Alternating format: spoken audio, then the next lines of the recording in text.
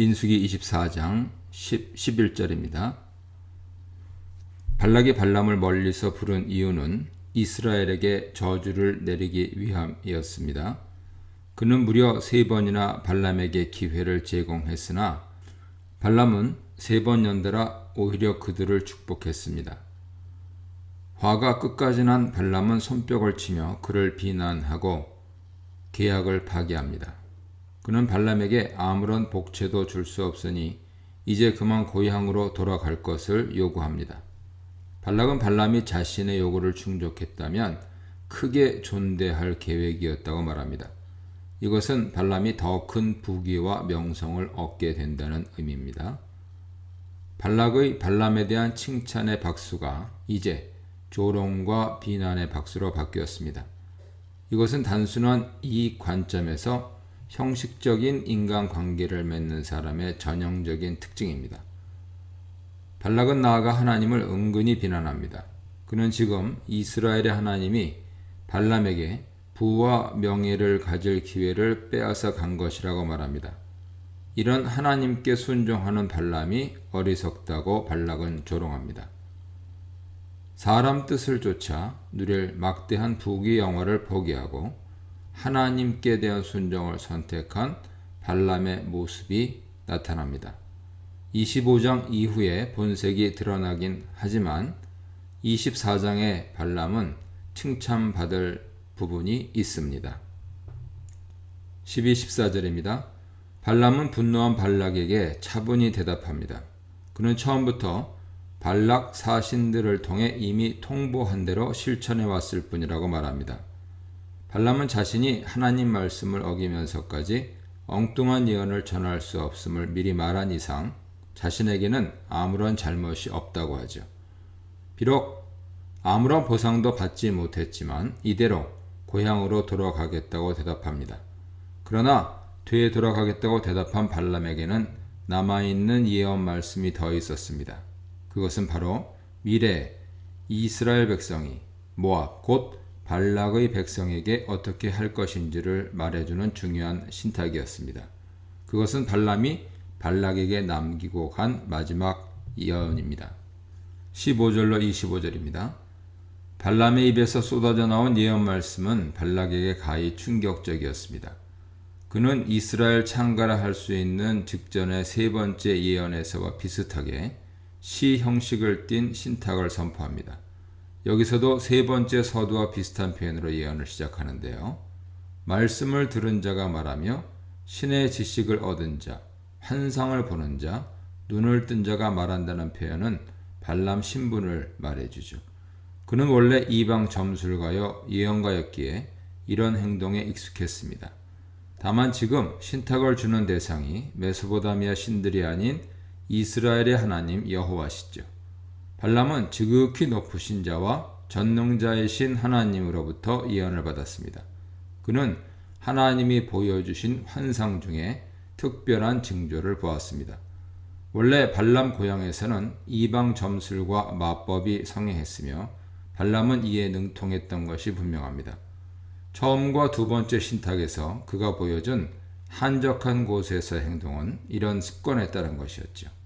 구약에서는 점과 마술을 사악한 행위로 취급합니다. 왜냐하면 인간이 점을 통해 미래를 예측한 뒤 적절한 예방 조치나 마술을 통해 미래 일을 자기 뜻대로 조종하려 들기 때문입니다. 신명기 18장 9절, 열왕기하 9장 21절, 미가 5장 10절, 예레미야 27장 8절 이어 참조하세요. 이는 곧 역사를 주관하시는 하나님께 대한 중대한 도전입니다. 그러나 지금 발람은 이런 모든 사악한 수단들을 사용하지 않고 전적으로 하나님 임재에만 집중하고 있습니다. 그리고 놀랍게도 발람은 장차 올 어떤 한 인물에 대해 예언합니다. 그는 야곱에게서 나오는 별이요 왕의 신분을 의미하는 귤을 든 권세자입니다. 분명 이 권세자는 가깝게는 다윗을, 멀리 궁극적으로는 예수 그리스도를 가리키죠.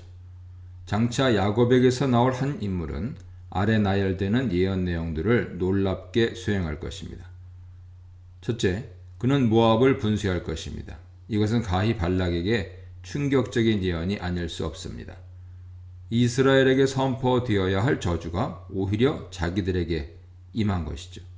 야곱의 별은 모압의 양끝을 모두 정복할 것이고 세 족속을 멸망시킬 것입니다.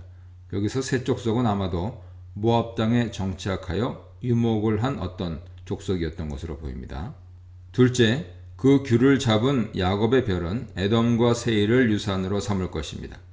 에돔은 세일산 일대를 거처로 삼았기에 에돔과 세일은 문학 효과를 통한 동어 반복입니다. 이스라엘은 용감히 행동하여 그들을 정복할 것이며 그 성읍들을 멸망시킬 것입니다. 모압과 에돔 패망에 대한 예언에 이어 아말렉과 개인 족속을 향한 저주가 선포됩니다. 여기서 아말렉은 민족들 중에 으뜸으로 평가되고 있습니다. 아말렉은 민수기에서 이스라엘의 주요 대적의 하나로 등장합니다. 아말렉은 여호와의 대적이죠. 출애굽기 17장 16절 보세요. 실제로 민수기에서 아말렉은 이스라엘의 강력한 대적으로 등장합니다. 그들은 정탐꾼들에게 공포심을 주어 가나안 진입을 포기하게 만들었고 이스라엘은 그들과의 두 번의 전쟁에서 패배했습니다. 민수기 14장 45절 보세요. 덧붙여 뒤에서 다루어질 20절에서는 아말렉에 대한 멸망이 선포됩니다. 하나님께서는 애굽에서 나오는 길에 아말렉이 이스라엘 백성에게 했던 일을 기억할 것이며 가나안 땅을 완전히 점유한 후에는 천하에서 아말렉에 대한 기억을 지워버리라고 명하십니다. 동일한 저주가 발람의 마지막 예언에서 선포되고 있는 것이죠. 개인족속 또한 패망을 면치 못합니다. 한글 개역 성경은 개인족속을 가인족속으로 번역했으나 개역 개정은 개인족속으로 고쳤습니다. 개인족속은 혈통적으로는 미디안 족속의 한 부족으로 보입니다. 모세의 장인 이드로와 그의 아내 십보라는 미디안에서 온 개인족속이었죠. 아담의 아들 가인과 그에게서 후손이 계속 이어져 그들이 결국 가인족속이란 이름으로 존재했다고 보기는 어렵죠. 개인족속의 거처는 요새처럼 튼튼했는데 그들은 바위산 일대에 주로 거했습니다. 그들은 결국 아수르에 의해 멸망당하고 사람들은 포로로 잡혀갈 것입니다. 이때 하나님 심판을 피해 살아남을 자는 없을 것입니다.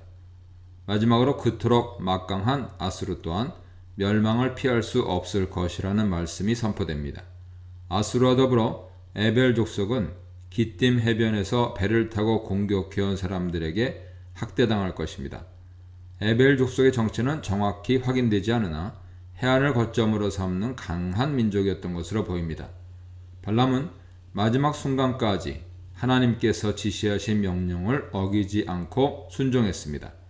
그가 전한 신탁은 이스라엘을 향한 저주 선포가 아니라 오히려 축복 선포이자 창가였습니다.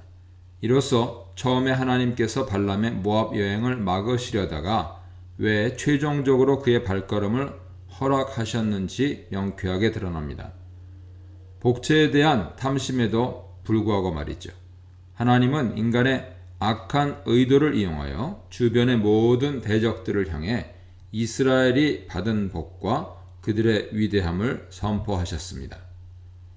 이 문단에서는 발락의 발악, 발람의 성장, 흥할 나라와 망할 나라에 대해 묵상해 보시기 바랍니다.